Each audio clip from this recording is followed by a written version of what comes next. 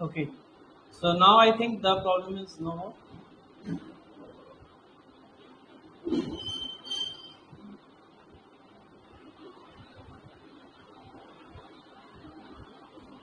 I'm extremely sorry for this.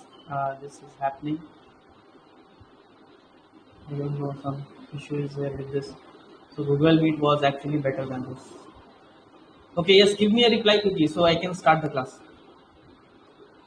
Is it fine now? The screens are visible? Okay, great. So today we are going to start a new topic, that is arrays. But before starting this, I want to do some more practice with the complexity thing. Okay, we are going to see some more questions of finding the complexity. So just quickly be ready with a pen and paper because you have to tell me the answer first. Okay. So are you guys ready? Just tell me if you are ready. So I will just give you the questions. So some questions will be logical. You can easily find out using the concept which we have studied yesterday, and some questions you have to do the calculation. So I'm giving you the first question. So I haven't prepared those on the slide, so I'm writing it like this. So we have a variable j which is of int type, and we have a variable n which have some value, and we are assigning j is equal to 1. Then we are running a while loop which is going from j till less than equal to n. Inside the while loop, we are doing j is equal to j multiplied by 3. Now, what will be the time complexity for this?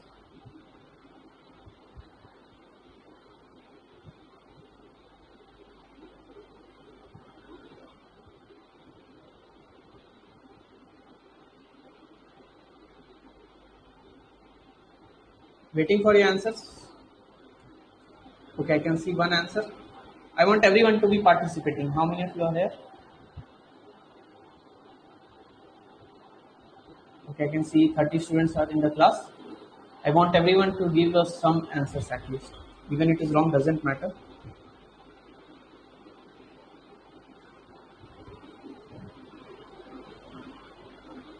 Okay, I can see some answers. Don't worry, I will explain it. Just try. Remember what things we did yesterday. Now, one trick is that you can take some value for n, okay, and do the dry run thing, and you can see what values are coming for n. Good. So I can see most of you are giving the correct answer, and shall I wait or tell the answer?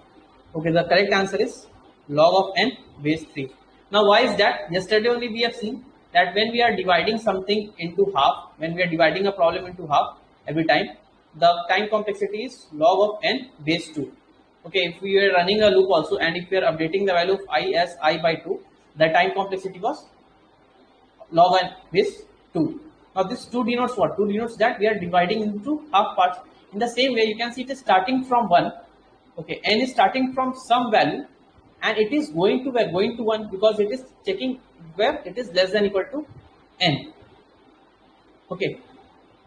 Alright, so we are updating j, means j is starting from 1 and it is going till some value, that is n. In every step, what we are doing? We are multiplying. Suppose it is 1, then it is becoming 3, then it is becoming 9. So it is multiplied into 3 times. So if you, so the time complexity will be log n base 3. Since this was a simple question, it was a logical thing. Now let me give you one more question. So we have a function for checking a prime number. I hope that you all know what is a prime number. So I'm creating a function. Its return type is Boolean and its name is prime. Now it accepts what? It accepts an integer type of number, and what it is doing. Now how we can check whether number is prime or not? Now if we have 2, so 2 is divisible by which numbers? It is divisible by 1 and it is divisible by 2, means we have 2 factors. Now a number which is divisible by 1 and itself is called a prime number. You can check 13. 13 is a prime number because it can be divisible by 1 and 13, no other numbers. So for that, what I am checking, that apart from 1 and 2, does it have any other factor or not? For that, I am running a loop for int I is equal to 2, because 1 will be a factor for everyone, and I am going till less than n. Now in place of going till less than n, I am going till less than square root of n. Okay, so There is a function math dot square root of n. Now I plus plus. Now in this I am checking that if we have any factors. So you can see we are not including n. Suppose we have a number 13. So we are going from 1 till square root of 13. So 13 will be some way further. So we are not including 1 also, we are not including 13. So we should not get any factors if it is a prime number. We are just searching in this range, excluding 1. So we should not get any factor if it is a prime number. So this is the code. Now if we get a factor in this range, it means what? It means we can print that it is not a prime.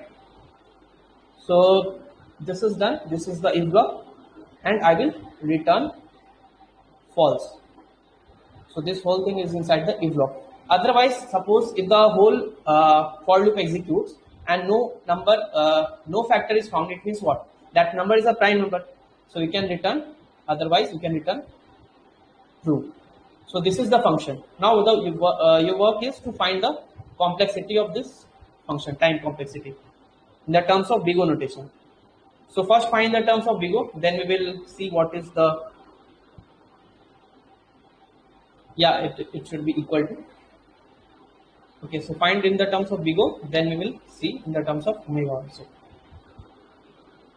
Anyone?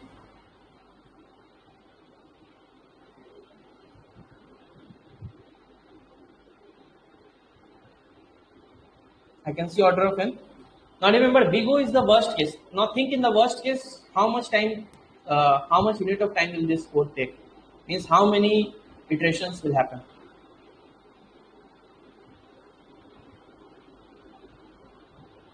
No, no one is correct. Just think a little bit. Just think a little bit. What is the search space here? No, Priyanka, it is not login. We are not dividing the code into a problem into half part. You are giving random answers, I think. Just think, what is the search space? Yes, now I can see. No, again, it is a wrong answer. The answer is in the question only. Okay, it is directly written in the question. Any more tries? Shall I explain?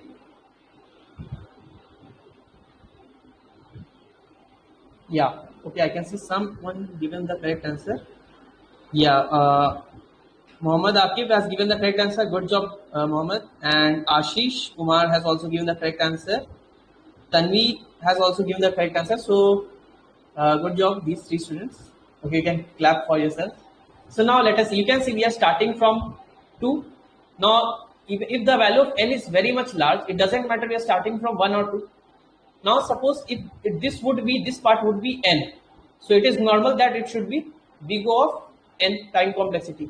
Because in the worst case scenario, if that is a prime number, suppose it is 13, so we will iterate from 1 to 13. But now suppose this is not n, this is square root of n. So in the worst case scenario, we will iterate from where? From 1 to, or we can say from 2 to square root of 13 for any number, for 1053. If it is not a, okay, 1054. Suppose if it is not a prime number, okay, let me take a big prime number. Okay, suppose we have a huge prime number ABC. Now, if it is not having any factors, so it is the worst case, and in this case, we will iterate from 2 till the square root of this number. So, what is the time complexity? In the worst case, it will go till square root of n comparisons. Yes or no? Agree or not? Okay, so those who agree with this, find the omega notation. Omega notation for this code. Even it is not important. Okay. Still, let us see if you remember the thing or not. I can see one answer. Let others to also do that. Okay, so all of you are correct. Because omega means what? Means the minimum time it should take. So what is the minimum time? So for minimum time, we have to consider the best case. Suppose we are taking a number 2. Now square root of 2 is always less than this part. So it will just come out.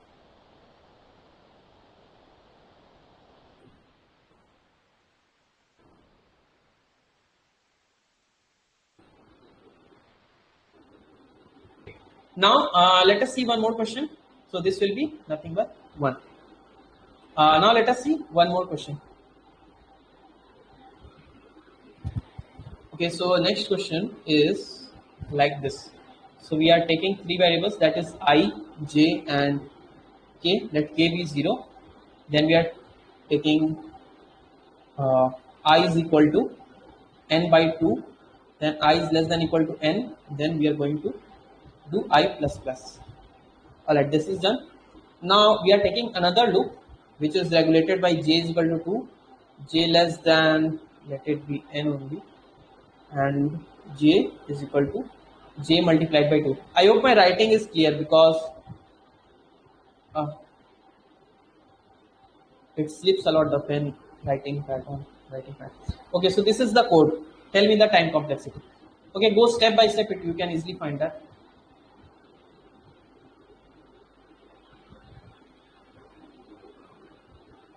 Let me check till then. Okay. Okay, I can see one answer. What about others? See this code nicely.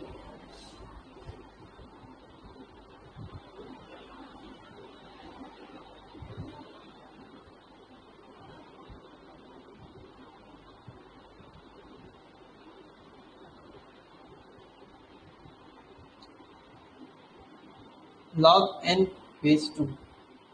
N log base 2. What is n log base 2?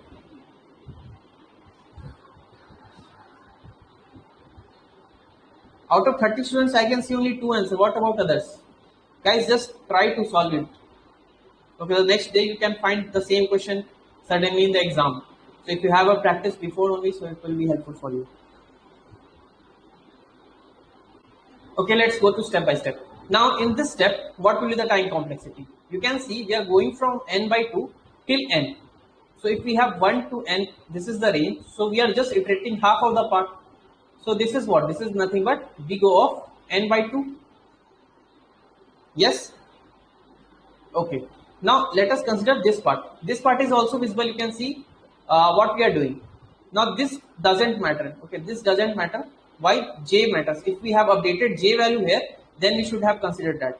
But here you can see J is getting multiplied in every step. So this is what? Order of log n base 2. Now if we have to multiply both of them or add both of them. So you can see this is a nested loop. So we have to multiply both of them. So order big O of n by 2 can be considered as big O of n. Big O of n. Okay, we can eliminate the constant terms. And if we multiply it with big O of log n base 2, it is nothing but big O of n log n base 2. So those who have given this answer, good job. And those who have not, I hope that you understood this, how it is coming. So shall I move to the next question, or do you need again explanation for this? Alright, so at the end of the class, what I am going to do, I have collected some links for some practice questions of complexities. So I will attach it in the announcement section. So do check that out. Check that out also. So yes, shall I give the next question? Okay, so okay, we are going to start array soon. Now I have erased it.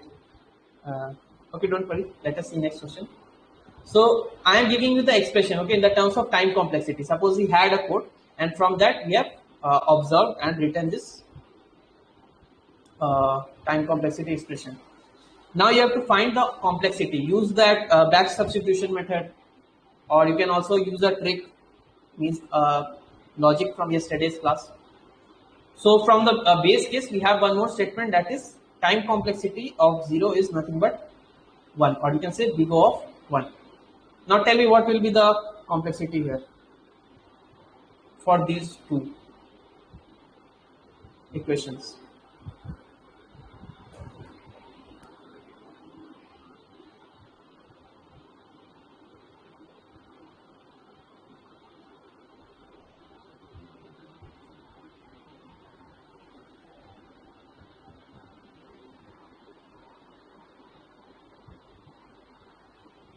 Big O of 1.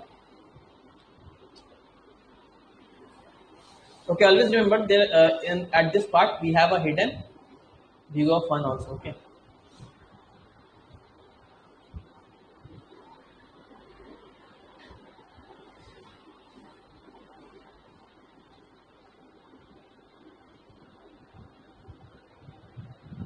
Sahil, is it 3n or something else? Just tell me. You are close to the answer. Sahil Kumar, the second last comment. Is it 3n or 3n means 3 multiplied by n? So no, that is the wrong answer.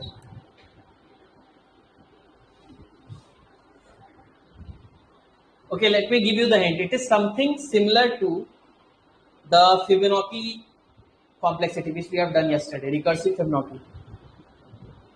So you can see in recursive Fibonacci we have expression like what? Keep going, I am just explaining one term.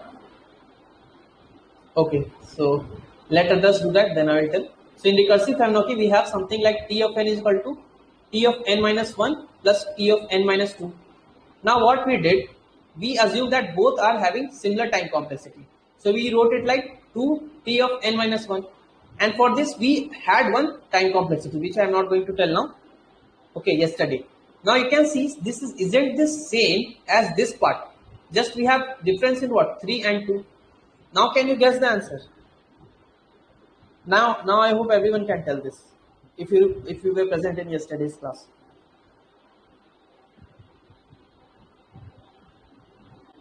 Still some are saying 2 to the power of n.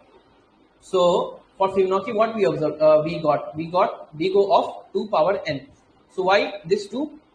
So you can see this 2 came from where? This 2 came from this part. Now in the same way, if you solve this, it is observable from here only that it will give big O of 3 power n. So this is the correct answer. Alright. So now shall I also show the back substitution method also, or you are understanding this? Shall I show the back substitution method for this? Okay, let me show it quickly. So okay, so this T of n can be written as what? This, okay, it is 3 T of n minus 1. Now after replacing n with n minus 1, we will get some more expressions. Okay, I am quickly showing that it will be T of n minus 2. Then it will be 3 cube of T of n minus 3. Now from this we can generalize the expression as this thing, that T of n is equal to 3 power k T of n minus k. Now we have a relation T of 0 is equal to order of 1, big O of 1. So we have to convert this into 0. So we are taking n minus k as 0. It means what? N is equal to k. So T of n can be converted to 3 power n, and this whole thing will be what? T of 0, that is what? Nothing but big O of 1. So it means what? Our time complexity is big O of 3 power n. Making sense? Yes? No? Good.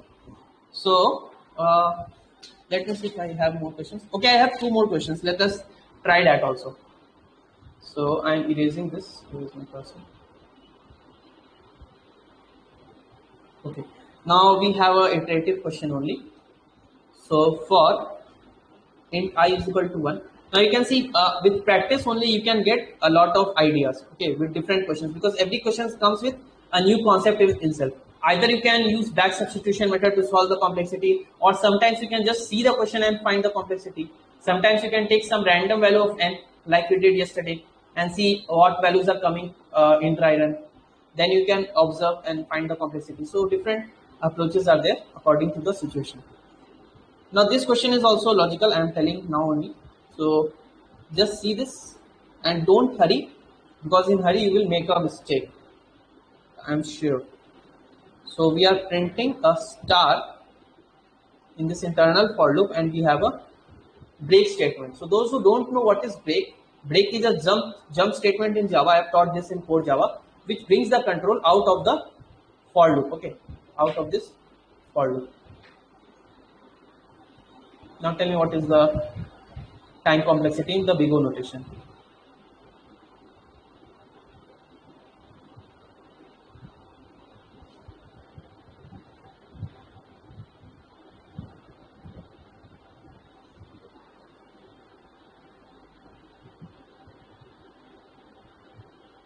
Good. Now I can see everyone is giving the correct answer. So can anyone tell why it is order of n, big O of n? in spite we have two things. We are here also iterating from 1 to n. We are here also iterating from 1 to n. Still, why it is big O of n? Anyone from these persons only give the answer for this? Okay, break statement. So look in the, yeah, exactly. Tanvi, you are absolutely correct, and so are others which are commenting now. So what will happen? You can see when this will iterate. So then control will come to the inner for loop, and this will iterate how many times? You can see after the first iteration only, this will break it. So for the this whole thing will run once only. Okay, after this its first iteration, the control will come outside this internal for loop and go to the next iteration of the external for loop. So for internal part, we have a time complexity as big O of n, big O of 1, and for this part we have time complexity as big O of n, and if we multiply both we get big O of n. Simple. Yes, Mihir, you are also correct, because we are not completely iteration of the inner loop because of the break statement. Yes, so because of the break statement it will execute once only. Now let me show you the last question, then we will move to the array part. If array is simple, okay, it is very simple topic. You all know what are arrays. So I am just compare the complexities of different what we say operations performed on arrays. So that won't take much time. So from tomorrow we will starting linked list, which is our first important data structure. So this is the last complexity question. This is 0.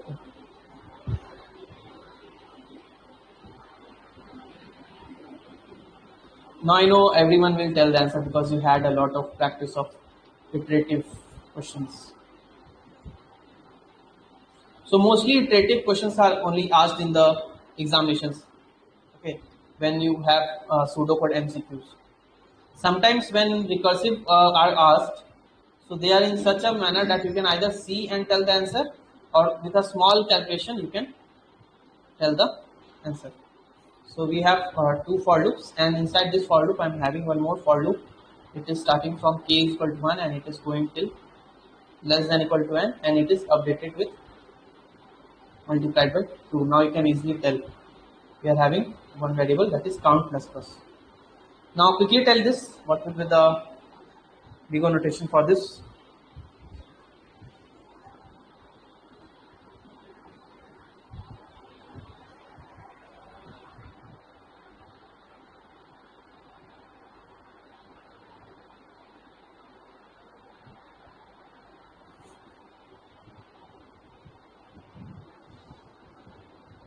Log n base 3. No, Priyank, it's wrong.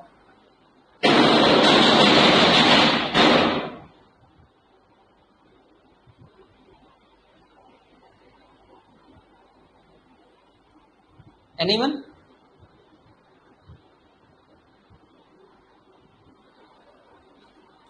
Okay, one. I can see one answer.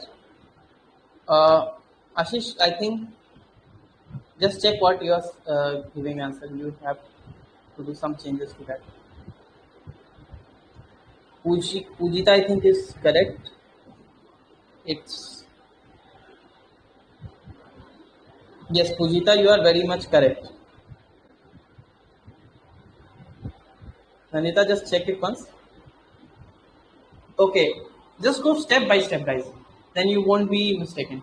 So this is what it is going from n by 2 till n. So it is big O of n by 2, which can be expressed as what? Which can be expressed as big O of n only. Now we have what? We have this thing.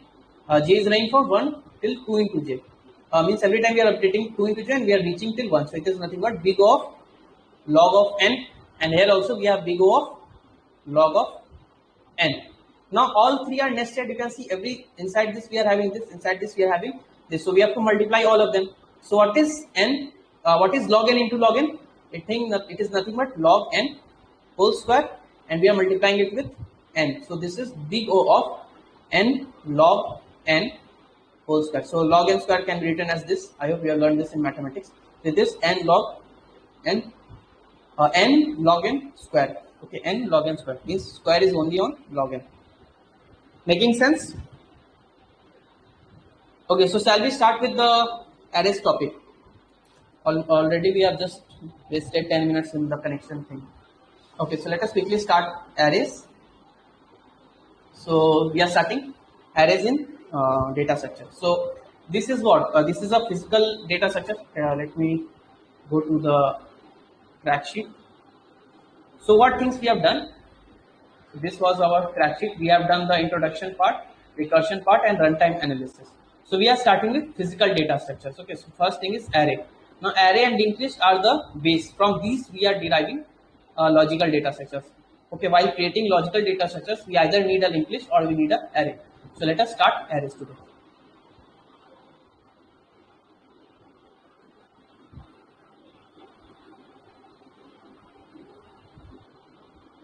Okay, so everyone know what is the array? In every programming language we have an array. So array can store data of specific data type. Okay, it is a collection of similar data type. Suppose if you want to store 1000 numbers, if we don't have an array, suppose how we can store? We have to create 1000 variables to store them. Yes or no? But it is a very hectic task. So for resolving that task, what we have, we can easily create an array of 1000 variables. How we can create? Suppose we have to store 1000 numbers only. So we can create of int type. So int, let us name the array as ARR. This is the symbol of array is equal to new int, and the size we can specify here as 1000. Okay, so this is the syntax. Now how we can store values? Suppose we want to store something in this array. So the index will start from 0. Okay, the index. So this will create an array. Okay, a box like this, which is really 0, 1, 2, and last index will be 1 less than the length, that is 9999, and we can store elements in this variables. Now you can see we don't have to create 1000 variables. We can just access this cells and store values. Suppose ARR of 0 we are storing as 12. Okay, we can store integer values. So what is the syntax to create an array? So the syntax is that you should mention the data type, then you should mention the name of the array, then there is a box structure, then new keyword which is used to allocate memory, then the data type again, then the size in the square bracket. So this is the syntax to create an array in Java. Now what are its properties? So I hope you all have seen arrays before. Anyone who have not seen an array, simple array in Java? Because I'm not showing the exact completely from basics. Okay, so array can store data of specific data type. Now, if you want to store something in array, suppose we want to store string values. So we have created a string type of array. So we are storing ABC here. Now these cells also can have only string values only. Okay, we can't store integer here. We can't store a decimal value here. So we can have contiguous memory location. Means continuous memory location. Every cell of an array have a unique index. So suppose we have created an array of 5 elements, a double using double data type. So double ARR is equal to new double and size we are specifying as 5. Now it means what? A memory block will be created or it will be reserved, which will have 5 cells, 1, 2, 3, 4, 5, and we have something known as index. What are index? Index starts from 0, 1, 2, 3, 4. Now suppose you want to store something here. How we can store? You can store like ARR of 0 is equal to minus 2.9. So this is how you can access a particular cell in an array. Now index starts with 0. This we know. Now size of an array needs to be specified. Mandatory. It is necessary to specify this size at the time of declaration only. Okay, but this thing doesn't happen with other data structures and cannot be modified. Now at the time of runtime, suppose we have filled this with 1.1, 2.6, minus 3.0, 9.9, 8.4. Now if you want to store more elements in this array, we can't increase this size at the time of runtime. Okay, while writing the code, if we have specified some size, that is fixed with that array. Now this cannot be modified. So these are some properties. Now arrays are of two types. I hope you all know. They are single dimension as well as multi-dimension. In single dimension we have 1D array. Okay, if 1D array, suppose we are creating int ARR. Now we can declare elements in an array in two ways. First we have static declaration. Okay, second we have dynamic declaration. So first let us see what is static declaration. Don't worry, I will code the whole thing which I am telling just now. So static means while writing the code only, at the time of compilation we are allotting values to the array.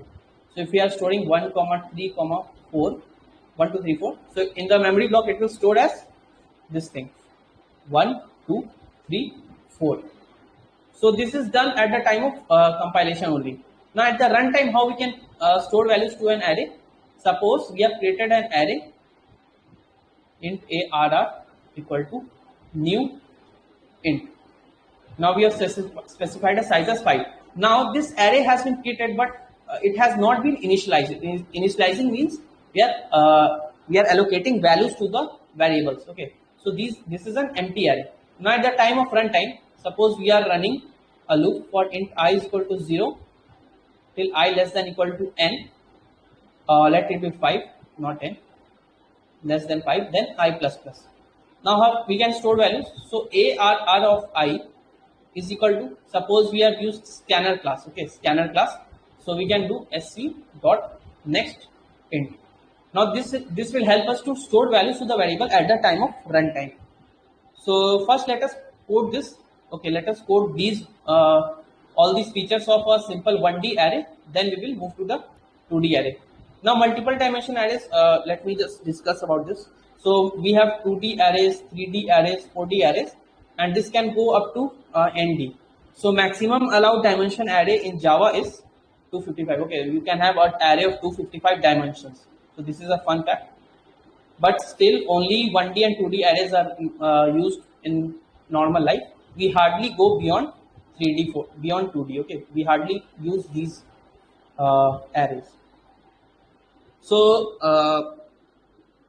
okay, so let me just create a new class. I'm jumping to the coding part.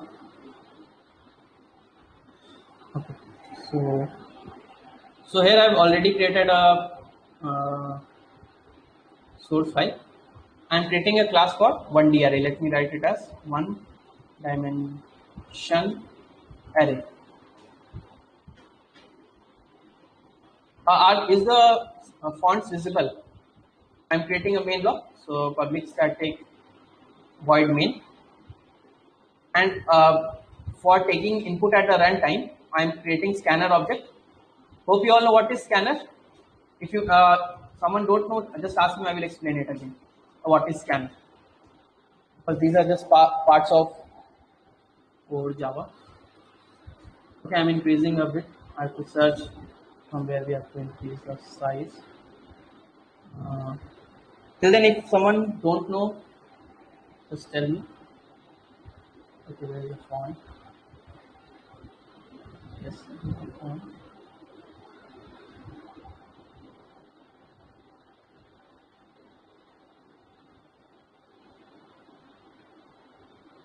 Okay, now is it clear? Now the size is increased. What is scanner? So scanner is a predefined class in Java. Okay, scanner is a predefined class in Java. It has some features for taking input from the console. So let me explain you. This scanner. So two type of classes are there. One which we define. Just now you can see I have defined a class with the name as one dimension array. Okay, single dimension array. In the same way, this is a class which is present inside a package. Now the name of that package in which it is defined is java.util. Okay, java.util. Now when I am using this scanner class in my code, it is necessary that I import that package. So for that I will write import java.util util. If I write star, it will import all the classes of that package. Are you getting? Means in one package we have multiple classes. So if we write star, we can use all these classes. But if we suppose we are just using scanner, so we can write scanner only also. So import java.util.scanner. Capital S is capital. Okay. So every predefined class in Java, okay, S is capital. Every predefined class in Java starts with a capital letter. So now you can see this code also. So when I pressed enter, so this statement was not here. So this is the benefit of my compiler, that things get imported automatically. Now you can see, now when I am writing scanner, this statement is automatically coming here. Okay, when you will do the code, you have to write these things. Okay, if you are using this compiler, Intel IJ compiler, then this happens. Now you can see if I remove this, okay, let me write the statement scanner SC. So I'm creating an object of this class. Okay, so object can be created using new keyword, and we are using system.in for the input support. Now you can see if I remove this statement, it is red in color, it is showing an error. Means the compiler cannot identify that which class is this. Now if I mention .tutorial that scanner, the error is resolved. So this is done. Now what are the operations? Just let me close this one. So these operations we are going to do. So declaring, initializing and instantiating. So first I am declaring an array. So first I am going to show you static declaration and initialization. So we can just create an array of int data type or any data type which we need. Let me name it as ARR1, and we use a box for syntax, and in curly brackets we can add elements 1, 2, 3, 4, 5.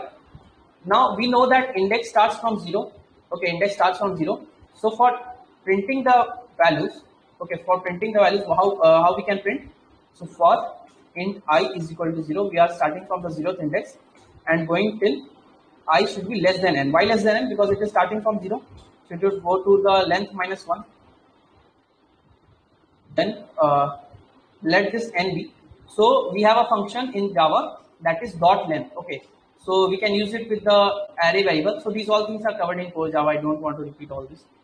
So we can access the length of this array. So this will return that length is 5. And the loop will run from 0 to 4, you can see, because it is less than I. Okay, it is less than, not less than equal to. Now we are doing I plus plus. Now what I can do for printing all the elements, so I am just writing the print statement, and I can access elements like ARR of I. Now you can see first ARR of 0 will be printed, then ARR of 1 will be printed, it is ARR 1. So let me show you, if I run this, things are getting printed. What's happening? Okay, yes.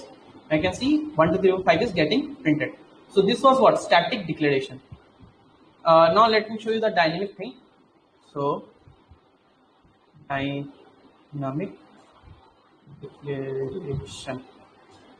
So here we can define the array. Okay, so ARR, let it be ARR2, and we can let me use some another data type. So I am using char. So char will have character values. So char ARR, let it be 2 is equal to new char, and here I can specify the size. Suppose you want a size from the user. So I'm asking the user int. Let me print a message that system.out.println enter size of array. Then I am taking a int variable in which I am accepting the size. So it should be of int type. So it is sc.nextInt. Now here I am passing n. So this now here what is happening? This is dynamic declaration. Let me cut this and paste it here. This is dynamic declaration. Okay. Now the array is not having any values.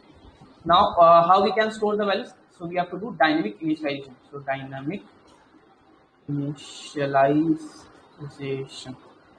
Okay. So here we will run a loop again. So let me just copy this part only. So we will run a loop again to have the values accepted from the console. Consoles will form the input output string. So for that I can do ARR of I is, let it be ARR of 2. Now we are taking character values. So I am doing sc dot next dot char at 0. So this is the process to take a character in Java. So this is done. Now let us see what more operations we have. So declaring, initialization and instantiating, all three are done.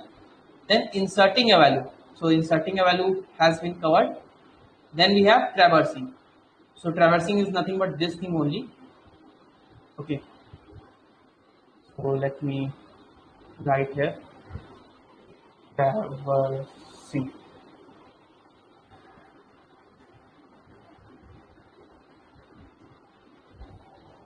Let me see how many students are there. So I know today's class is a bit boring because we are studying those things which we have already studied.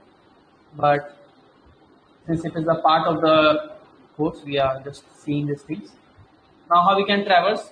Just let me paste the thing here. Okay, this is how we can traverse the array. So I am naming it as ARR of 2 and here also ARR of 2. So this is done. Just let me check it.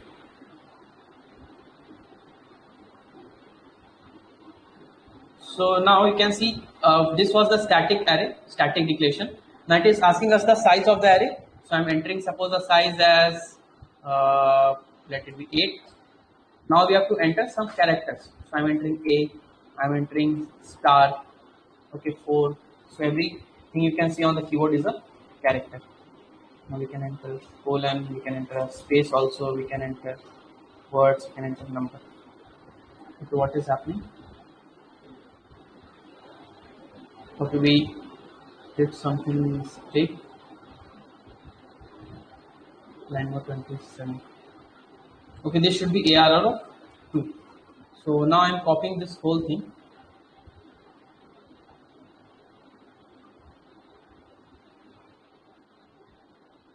And we are printing this again.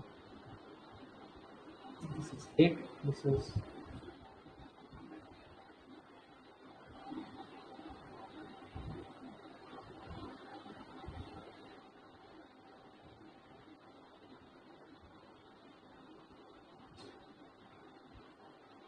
you can see all the things are printed.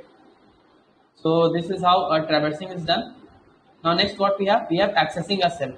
Now if you want to access a particular cell, so what we can do, we can just do system.out.print. Suppose we want to access the cell number from this array, okay, from ARR of 1, if we want to access the cell 4. So we can do ARR of 4. So let it be ARR 1. Now this is correct. Now suppose if so this will print what? This will print the 5th index, okay, the 5th element. Why? Because 4 is the 5th element because the index is starting from 0. Alright, so this will print the, so this is what accessing a element. Now if we access a element which index is not present, suppose we enter 5 here, so what will happen? It will show array index of the bounds exception. Okay, let me show you. If I run this, so first I have to enter the 8. Okay, let me enter size 3. Let me enter A, S, B. Okay, done. Now if this is coming, that is exception, that is array index of the bounds exception. Now what are exceptions, what are checked exceptions, what are unchecked exceptions, those I have covered in the core Java concept. So those I am not going to repeat here, but it will throw an exception. Its name is array index of the bounds. It means what? We are accessing that particular cell which is out of the range. So let this be 4 only. So this is how we can access a particular cell. Searching a value is very simple. Again, you all know this. We can iterate the array. So let me copy this thing. Suppose so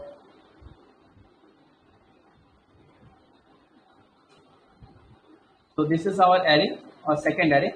Now we have taken the array of characters. Now suppose we want to search that if A is present there or not. So if ARR of I, or this is nothing but ARR2 of I is equal to, character can be specified in single inverted commas. So this character, so what we can say, we can print a message that found at index, what is the time? It's 7:20. And that index is what? Index is I, and there is no need to iterate further because the element is already found. So for that, what we can do break here. So now let us see if it works or not. It should work. There is no need of this column here. Okay. So this is what. Let me write here. So this code will be pushed to the GitHub, so you can later see and understand. This is searching. Okay. So different searching algorithms are also there. We have linear search, binary search. So those we'll study when we go to the algorithm part. So I am entering the array 5. I am entering B, R, E, P, and I'm entering capital A. Now tell me, will it match? So we are searching a small a. So will it? No. Correct. Why it won't match?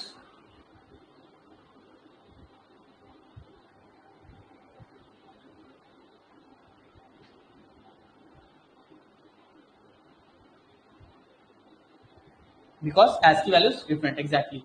So every character in the keyboard has a particular ASCII value.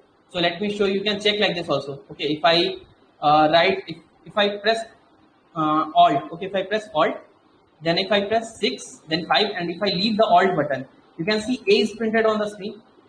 This is, it means what? 65 is the ASCII code for A. Now if I press Alt and if I press 122, you can see small z is printed on the screen. If I press Alt, if I press 96, some 56, you can see 8 is printed on the screen. So if I press some random numbers, 4, 5, 5, 6, 9, you can see sun symbol is printed on the screen. In the same way, different all the Hindi characters are also present in the keyboard. Just you need to know the ASCII values. Okay, so this is done. So what more operations we are left with? Searching. We have deleting a value. So deleting nothing, we can just deallocate a memory location. Okay, we can store 0 at some position. Because initially, suppose if we don't store anything in the array. Okay, let me show you that thing also. So we have declared the array here. Where it is. Yes, the character array here. Now if I try to print it, okay, if I try to print it before allocating any value. So there is a direct print statement also without using a loop. System.out.println. We have an arrays class in Java. Okay, which is a predefined class. ARRAYS. You can see when I will press arrays, it will be imported from java.util package. You can see it is written here java.util. So you can see at the above we have imported java.util.arrays. Now in place of doing this thing, we can just remove the whole thing and we can write java.util.start because everything is present in the util package. Means both the classes are in the util package. Now we are accessing a function, its name is toString, and here we are passing the array that is ARR of 2. Now let us see that before initializing the values, what will be printed? The array is empty. Can you guess? So if I enter the size as 5, now something should be printed. So you can see an empty array has been printed here, which is having none values. Now toString is a function, okay. ToString is a predefined function which is present in the arrays class. Now anything having brackets at the end, it means what? It is a function. You can see main block is also a function. Okay, it is accepting a string parameter, okay, string args parameter, which is for the use of Java virtual machine. If the Java virtual machine wants to pass some message, so that is for that use. So where it is? Yes, toString. So it is a function which will iterate through the array which is passed in it. So you can see we are passing ARR of 2, it is an array. So you will see, sir, it is printing in order of 1 complexity. So no, it is not printing in order of 1 complexity because this function internally, when you will see to the definition of this function, it will iterate that array only. Okay, it iterates that array only. So it will take order of n time complexity again. Is it clear what is toString? I hope it is clear. So delete operation is also done. Now let us see what is the time and space complexity. So now you have to answer me this quickly. What is the time and space complexities? Now tell me for this, what will be the time complexity when we are creating an empty array?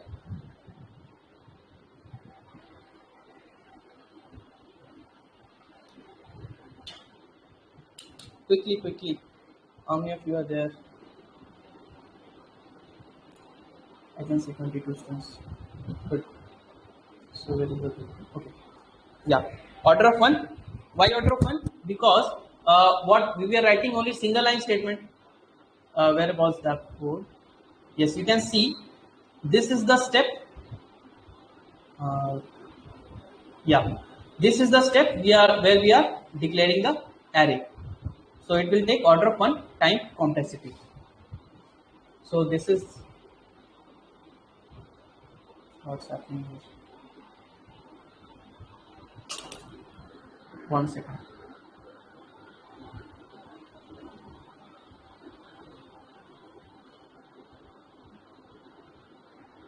By mistake I have closed the presentation. Okay, so this is nothing but big O of 1. And what is the space complexity? What is the space complexity? Good. It is big O of n. Why? We are creating an array. So even if we are not storing some value, it will reserve the memory space for storing those values. So our space is occupied at the time of creation only. Now tell me, for inserting a value in the array, what is the time complexity? Samba, is it order of n? Okay, check this code. You can see in two ways we can insert value. First is static declaration and initialization. Next is at the time of runtime, that is like this. Now what is the, okay, now here you can see it is order of n, but no, it is not order of n. We are iterating the array, but at the time of initialization at one particular cell, it is done in one single step. So yes, it is big O of 1. It is nothing but big O of 1. Now what is the space complexity? Again it is inserting a value. I am telling one value in an array. If you are inserting one value, suppose at this 0th index I am trying to store a0 is equal to 10. Now what is the time complexity for this statement? Yes, it is big O of 1. So this is big O of 1. Now traversing an array, what is the time complexity? Good. And for space complexity for that is, it is 1, because while traversing there is no use of space. We are not occupying any space. Okay, it's 1 space complexity. Those who are commenting n, it's 1. Now what if you want to access a particular cell? Okay, if we are trying to print what is stored at index 10, what is the time complexity and space complexity? Okay, both are 1 again. Now what is time complexity for searching? Good. So I hope now you all know this, and it is boring you all, I know. So what is the space complexity in searching? We don't use any space, so it is big O of 1. And lastly, if you want to delete a certain value, suppose if we want to delete a value at a array of 6, so we are initializing it as 0, or if it is a character, we are initializing it as null. So this is, yes, big O of 1, and space is also not occupied, so big O of 1. So are these things clear? I hope this is clear. There is no need to ask. Now let us quickly code our multi-dimension array. Now how we can create a multi-dimension array? So here we will have rows and columns. Okay, single dimension array. What we have? We have a single row. Now here we can have. Okay, single dimension array. We have single row and multiple columns, but here we can have multiple rows and columns. How? You can see this was like look like this. Single dimension array look like this, but multiple dimension array would look like this. Okay, you can have some rows and columns. Now how you can declare? Suppose you want to declare a 2D array of the size 3 by 4, means 3 rows and 4 columns, and it should be of int type. So you can write int ARR, and you should use 2 boxes. In the same way for 3D arrays you can use 3 boxes. Okay, so int ARR is equal to new keyword we are using, then int the data type, and we can use 3. So this box is for rows and this box is for columns, 3 and 4. Now this will do what? This will create a matrix like structure. Okay, so we will have 3 rows. So this is the first row, this is the second row, and this is the third row. 0, 1, 2. So these are what? These are rows, and columns can be, we have 4 columns. So 1, 2, 3, 4. So 0, 1, 2, 3. These are the columns. Now this element can be accessed as A00. Suppose if you want to access this element, so you can store A00 is equal to 10. Okay, in the same way this element is nothing but A01. This is A02. Okay, this is A11. This is A22. Okay, so these are the rows and these are the columns. So let us quickly perform these operations for this array also. Okay, so let me go to the IDE and create a new class, animate as double dimension array. What's the time? I think almost over. So I will take just 10 minutes. Double dimension array. Okay. So first let me show you static initialization. So I'm having the main block. So this is the main block, and let me have a scanner object. So scanner is equal to new scanner system dot in. This is done. Now I am creating a static array. So in ARR. Now what elements I want to enter? Suppose I want to enter elements in 2 rows and 3 columns. So for that I will enter 1, 2, 2, 3, 5, 8. So you can see we have how many rows here? So we have 3 rows here, 3 rows and 2 columns we are having here. Okay, so this is what? This is 3 by 4 array. Not 3 by 4, 3 rows and 2 columns. So 3 by 2 array. Now how we can iterate through the elements? So we can iterate using 2 loops. Okay. For int I is equal to 0, we will iterate through all the rows. I should be less than so how many rows we have? We have 3 rows. So I should be less than 3. Then I plus plus. Then we have a internal loop which is iterating from j is equal to 0 till set time complexity when want to insert to an index where there is value. It will be 1 if you know the index. Suppose 2 ways are there. Okay, suppose if you want to insert at a position where we are storing 4. So first we have to search where it is storing 4. So at that point the time complexity for insertion is order of n. But when you know the index, okay, you have to insert at a of 3 at a index of 3. So then you can do it in order of 1 time complexity. So j is less than, we have 2 columns. So j plus plus. Let us see if we can print the values or not. So system dot out dot let it be print, and I am printing ARR of I and j. So this is how you can print or iterate the array. I'm having a space here, so it looks like matrix. Okay, and at the end I'm just changing the line. So after every row the line will be changed. So I'm just using print ln. Now let us run this and check if it works or not.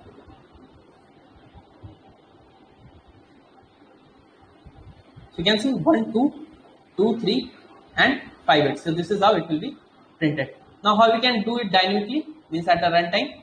So we can declare an array. So let us declare a double type of array. Not do double, and let us name it ARR of 1 or ARR A1. And I'm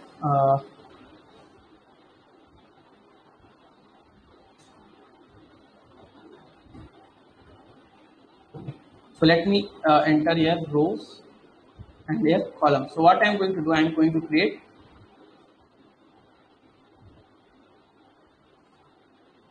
variables in which I will accept rows and columns from the user. So I'm telling the user that enter rows and columns, or we can more clearly tell enter number of rows and columns, and we can create a variable rows in which we can take the number of rows, and a variable columns in which you can take the number of columns. So this is done. Now we will just pass it here. Okay, this is also done. Now let me show you, if we print this, what it will show. So this should be replaced with the rows, this should be replaced with columns, and this is ij. Okay, this looks fine. Okay, this should be ARR A Y. Now let's see what it's get printed.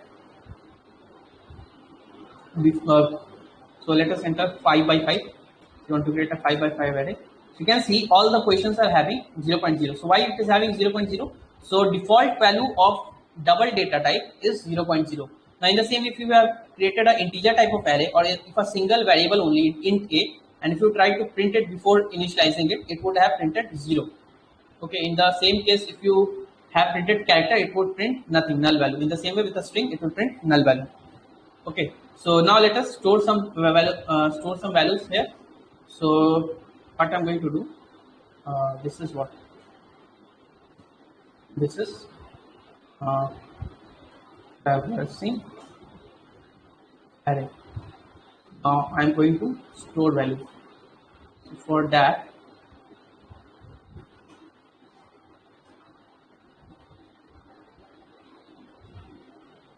inserting values in array.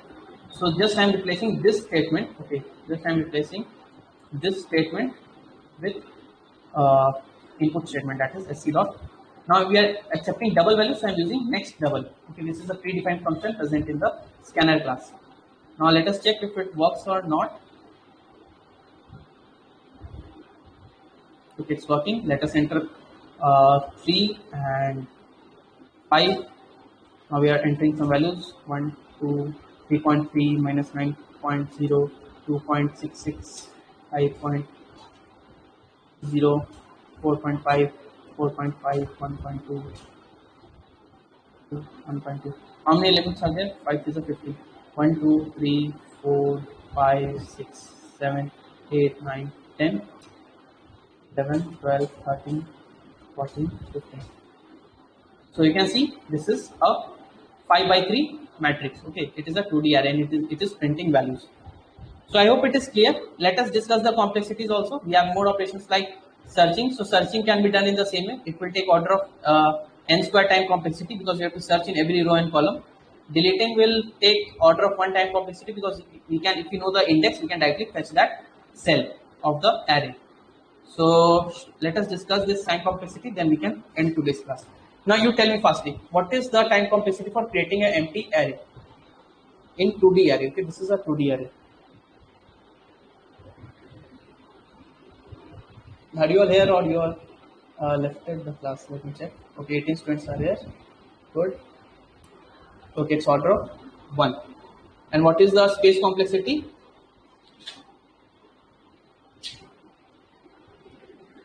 Is it order of n? Just tell me nicely. Suppose we have m rows and n columns. What is the time complexity? Space complexity. Space complexity. Yes, it's nothing but big O of m n. Okay, suppose if we have both rows and columns as n, so we can say big O of n square. But it is nothing but big O of m into n. Why? Because we are allocating this many space for the array. Now inserting is nothing but again big O of 1, and this is space complexity big O of n. So if you have any doubt, you can ask me. I am just filling the answers. So traversing, we all know it is nothing but big O of mn. Space complexity, there is no need of space in traversing, so this is big O of 1, and accessing a cell is big O of 1 if you know the index. Space complexity is again big O of 1 because there is no use of space while accessing. Searching a value, we need to traverse the whole 2D array, so it will take big O of m dot n, and no need of space in searching, so this is big O of 1. Deleting a given value is again big O of 1 if you know the index, and no need of space. So this is done. And tomorrow we are going to start linked list. So this much is for today. If you have any doubt, you can ask me. If any doubt in this slide. Okay. So yes, thank you for listening with so much patience.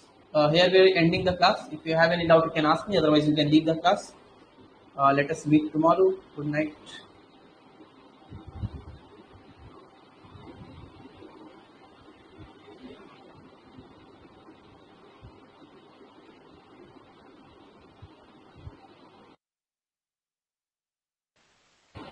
Yeah, I will be sending the link in the discussion. What is that? Announcement section. Okay, so I'm ending it. Yes, tell me. What is the doubt? Sparsh. Sparsh, are you here? Sunil, I am being as much slow as possible. Tell me while teaching only if you have doubt that I am going fast, tell at that point only. Okay, Sunil. Yes, tell me. If you have doubt, those who are having doubt, just stay and tell me, others can leave the class. You are telling, sir, what is the doubt?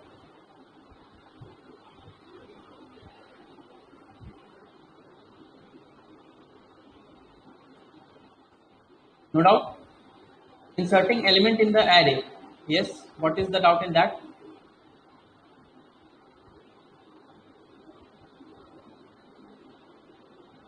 So it will replace that element. If you already have an element in the array, it will replace that element where there is already element. So complexity will be big of 1. Time complexity will be big of 1 because we know the index. So it will be done in one step. And space complexity will be big of 1 because we already have that space while defining that. Is it clear? Tell me yes or no. Time complexity sums. Okay. I will give you some links today. Okay. For time complexities and for yes. One more thing I have to include in this class. Shall I tell it now from where you can do the questions for array?